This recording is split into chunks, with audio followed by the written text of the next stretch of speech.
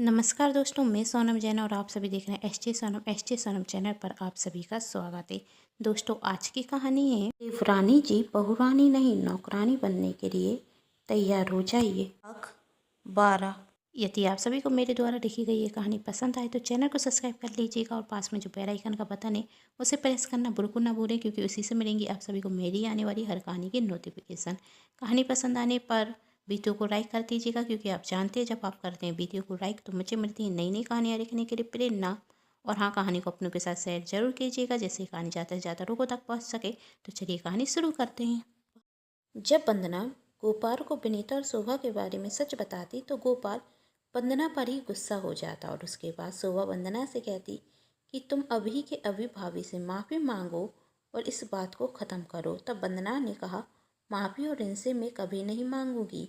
तब शोभा कहती, यदि तुम भाभी से माफ़ी नहीं मांग सकती तो इस घर से निकल जाओ, तुम्हारी इस घर में कोई जगह नहीं। तब विनीता आंखों में आंसू लिए शोभा से कहती, शोभा तुम क्या बकवास कर रही हो? वंदना इस घर की बहू है और वह इस घर को छोड़कर कहीं नहीं जाएगी। तब शोभा कहती, लेकिन भाभी आप इस घर की बड़ी बहू हैं और इस घर को आपने अभी तक एक दौर से बांध कर रखा है, और गोपाल को तो आपने माँ का प्यार दिया है, तो मैं और गोपाल आपका अपमान बर्दाश्त कैसे कर सकते हैं?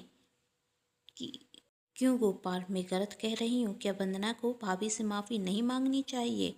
तब गोपाल ने वंदना से कहा, तुम बड़ी भाभी से माफ़ी मांगो। तब वंदना गोपाल की तरफ देख कर कहती, यदि मैंने माफ़ी नहीं मांगी तो क्या मुझे इस घर से चला जाना चाहिए?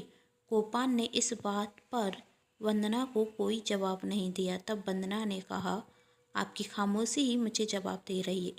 जिस घर में मुझे सच बोलने का अधिकार नहीं, उस घर में मुझे रुकना भी नहीं चाहिए। कहकर वंदना अपना बैग पैक करती और वहाँ से चली जाती। वंदना को अपने मायके गए हुए 2 दिन हो गए थे। वंदना की माँ वंदना से कहती, बेटी खाना खा लो। वंदना ने कहा, माँ भूख नहीं है। वंदना की माँ ने कहा, 2 दिन हो गए हैं तुम्हें यहाँ आए, 2 दिन से तुमने सही से खाना नहीं खाया। यदि खाना नहीं खाओगी तो कमजोरी आ जाएगी। वंदना ने कहा, मैं ठीक हूँ माँ, बस कुछ समय अकेला रहना चाहती हूँ। जब से आई है तब से अकेले कमरे में खुद को बंद कर कर ही तो बहती है। वंदना की माँ कहती, आखिर कब तक इस तरह अकेले कमरे में खुद को बंद कर कर रखेगी? तभी दरवाजे पर घंटी की आवाज़ आती। दरवाज़ा खोलकर देखा तो रमेश काका आए हुए थे। उन्होंने वंदना की माँ से कहा, मैं कुछ देर के लिए वंदना से बात करना चाहता हूँ। वंदना की माँ ने कहा, आप ही वंदना को समझाइए, वह मेरी तो सुन ही नहीं रही है। कहकर रमेश काका वंदना के कमरे में जाते और वंदना से कहते, इस तरह अपना घर छोड़कर क्यों आ गई बेटी? तब वंदना ने कहा, आखिर उस घर में रुककर भी क्या करती?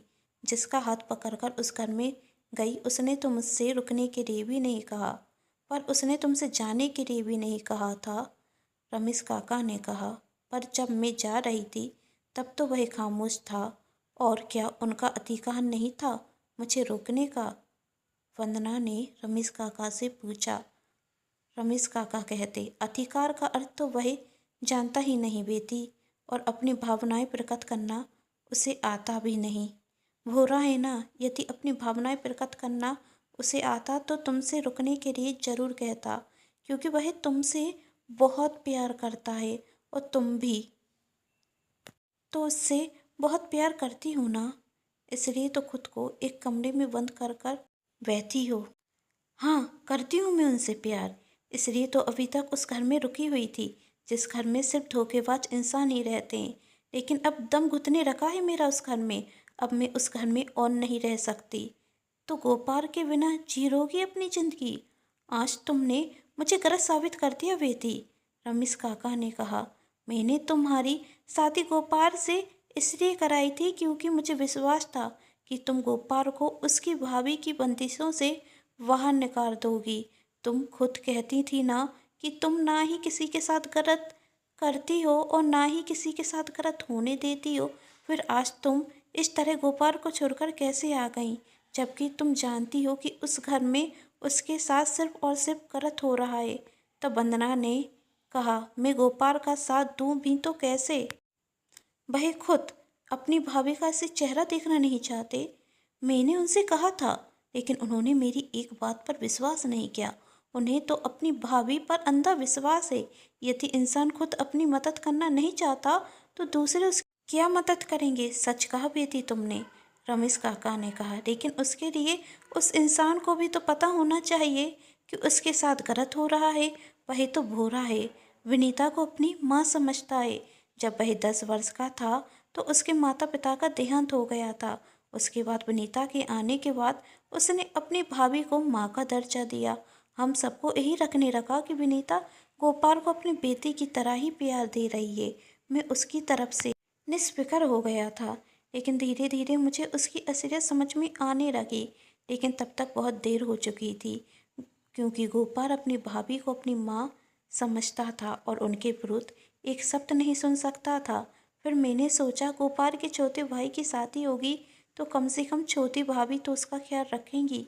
लेकिन फिर गलत साबित हो गया, क्योंकि शोभा ने तो गोपाल को देखना तक पसंद न किया। दोनों ने गोपाल के सीधेपन का बहुत फायदा उठाया। मैंने जब इसके बारे में गोपाल के दोनों बड़े भाई से बात की तो उन लोगों ने मेरी बात को अनसुनी कर दी। उस दिन से बस इसी दिन का इंतजार कर रहा था कि कभी तो उसकी ज़िंदगी में कोई एक ऐसा शख्स आए जो उससे बहुत प्यार करे। और जब मेरी मुलाकात तुमसे हुई तो मुझे लगा कि तुम ही वही हो जो गोपाल को एक नई जिंदगी दोगी।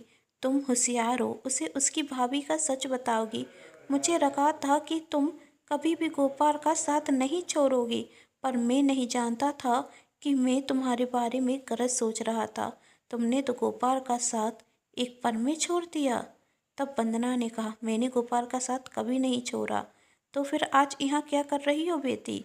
तुम्हें आज गोपाल के साथ होना चाहिए था। रमेश काका ने कहा, जानती हो, जब से तुम घर छोड़कर आई हो तब से उसने अन्न का एक दाना भी नहीं खाया।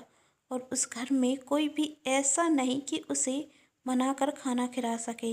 यहाँ तुम्हारी माँ है जो जबरदस्ती कर कर तुम्हें खाना खिला सकती हैं, तुम्हारा दर्द समझ सकती हैं, पर वहाँ तो कोई भी नहीं जो उसके हाल चाल पूछ सके।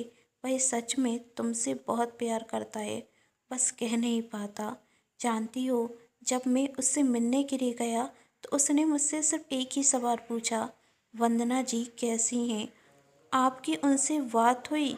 यदि इतनी परवाह है उन्हें मेरी तो खुद क्यों नहीं पूछते? वंदना ने पूछा। रमेश काका ने कहा, यदि आज मैं तुमसे तुम्हारी माँ के बारे में कुछ कहूँ तो तुम क्या बर्दाश्त कर पाओगी?